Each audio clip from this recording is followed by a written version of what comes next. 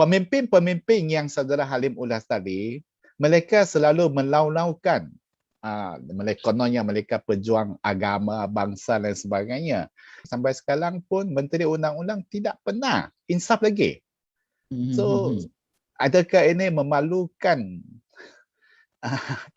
rakan-rakan masyarakat Melayu lah, maaf saya cakapkan, sebab dia kononnya dia pejuang bangsa Melayu, agama dan sebagainya, tapi bersikap sedemikian. Bagaimana pandangan Saudara Halim?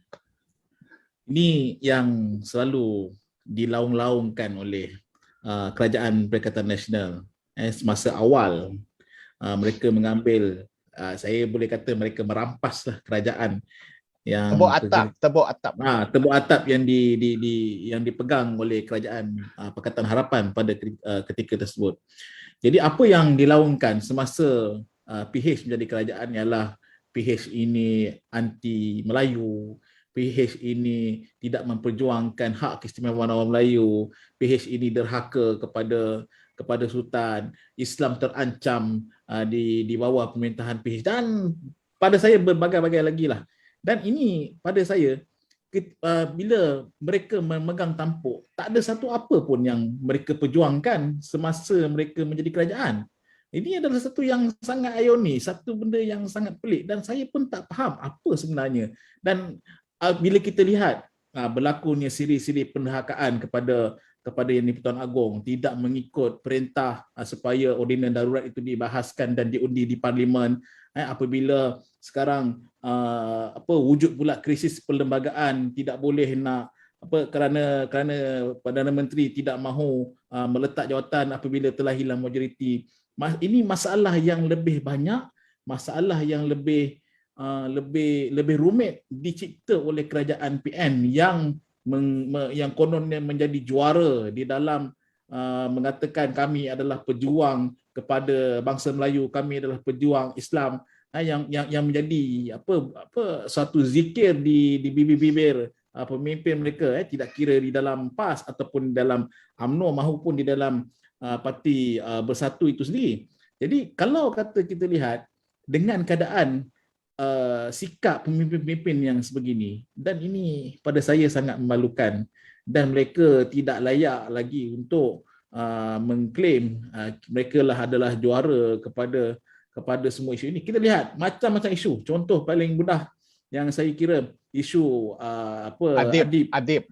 Isu Adib yang paling simple lah, isu mahkamah, dan kita telah menjalankan tanggungjawab sebagai kerajaan pada ketika itu untuk meletakkan kes tersebut di dalam mahkamah dan diselesaikan dengan adil berdasarkan keputusan mahkamah. Dan tidak puas hati, mereka mainkan isu-isu kononnya adik ini telah dibunuh oleh golongan kaum yang lain. Dan ini pada saya hanya memainkan sentimen, hanya satu persepsi, dan akhirnya bila mereka menjadi kerajaan, isu tu lenyap sebegitu saja. Dan saya kira baru-baru ini baru ada satu perbicaraan dilanjutkan tapi ditangguhkan lagi.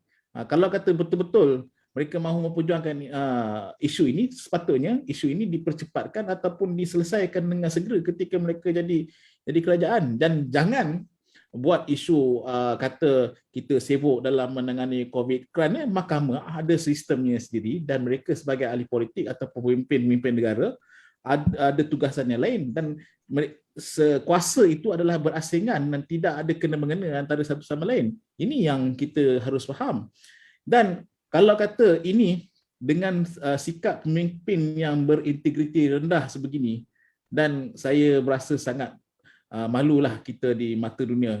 Kalau kita lihat di negara-negara luar di sana, apabila mereka menteri-menteri ataupun pemimpin ahli parlimen dan sebagainya melakukan kesalahan, membuat satu jenayah yang even yang kecil sekalipun, mereka meletakkan jawatan mereka kerana berasa malu, kerana sebagai pemimpin tidak dapat mengikut ataupun mematuhi undang-undang di dalam negara sendiri.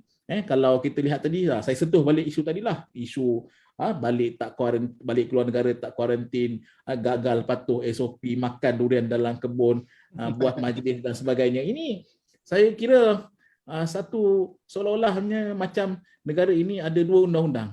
Undang-undang untuk rakyat ini satu, undang-undang yang lain.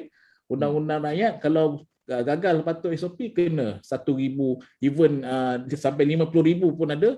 Dan kalau kata menteri-menteri hanya sekadar bagi amaran, no further action dan sebagainya, dan ini adalah satu yang tidak adil. Kalau kata keadilan itu tidak mampu lagi diletakkan sebagai satu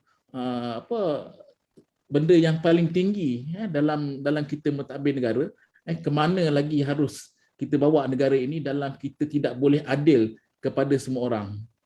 Sebab keadilan itu dia merentasi semua. Dia merentasi kaum, merentasi bangsa, dia merentasi agama dan sebagainya, status, dan juga dia menteri atau pangkat. Ini adalah satu benda yang paling asas. Sebab kita sebagai manusia, keadilan ni kita hak semua. Dia tidak ada keadilan milik sesiapa. Orang Melayu dilayan sebegini, orang India dilayan tidak. Benda itu tidak berlaku. Sebab dalam undang-undang ini, dalam negara-negara kita ada satu saja undang-undang, dan undang-undang itu terpakai untuk semua dan bukan ada keistimewaan di mana-mana untuk rakyat Malaysia ni di kalangan menteri ataupun rakyat biasa. Maksudnya banyak orang politik yang retorik ataupun bersifat kemunafikan. Ya.